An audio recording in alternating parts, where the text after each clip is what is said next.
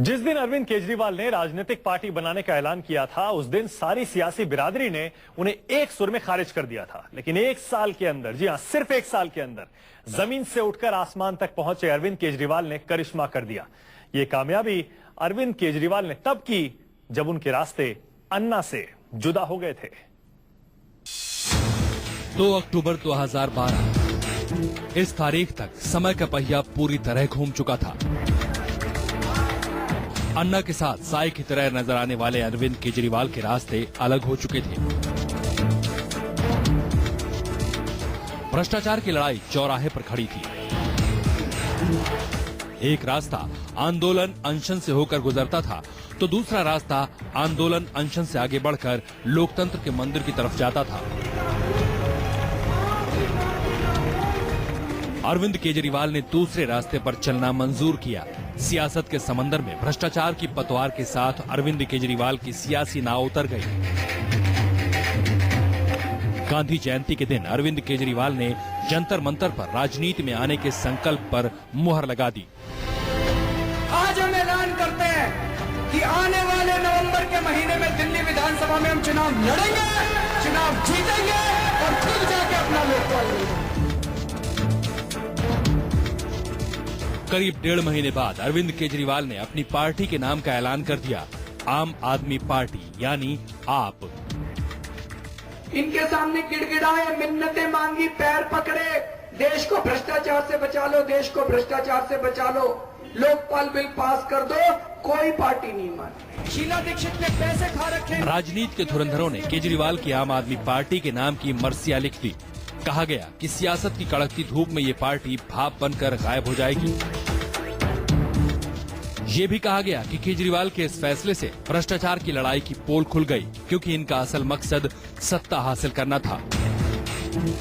ये आरोप लगे कि अरविंद केजरीवाल ने अपने फायदे के लिए अन्ना का इस्तेमाल किया, और यहाँ तक कहा गया कि अन्ना के बिना केजरीवाल का कोई वजूद नहीं है। लेकिन कहने वाले कहते रह गए, और राजनीति के मैदान में फकीर बनकर आए अरविंद केजरीवाल ने सत्ता की दहलीज की तरफ आहिस्ता आहिस्ता कदम बढ़ाना शुरू कर दिया। बंद कर दो, टीवी इस्तेमाल करना बंद कर दो, फ्रिज इस्तेमाल करना बंद कर दो। अरविंद केजरीवाल के अस्त्र में भ्रष्टाचार के खिलाफ लड़ाई का औजार था ही। दिल्ली की जनता के दिलों में जगह बनाने के लिए उन्होंने उन मुद्दों को उठाना शुरू किया जिससे दिल्ली वाले परेशान थे। उन्होंने बिजली बिल का मुद्दा उठाया। लोगों के कटे बिजली कनेक्शन जोड़कर अरविंद केजरीवाल ने दिल्ली के वोटरों से अपना कनेक्शन जोड़ लिया। बिजली के बिल लेके आए हैं जी, किसी का 10,000 रुपए का, झुग्गी में रहते हैं 10,000 रुपए का बिल आया। पूरी दिल्ली के अंदर बिजली की बिलों की वजह से त्राही त्राही मची पड़ी है लोगों के अंदर।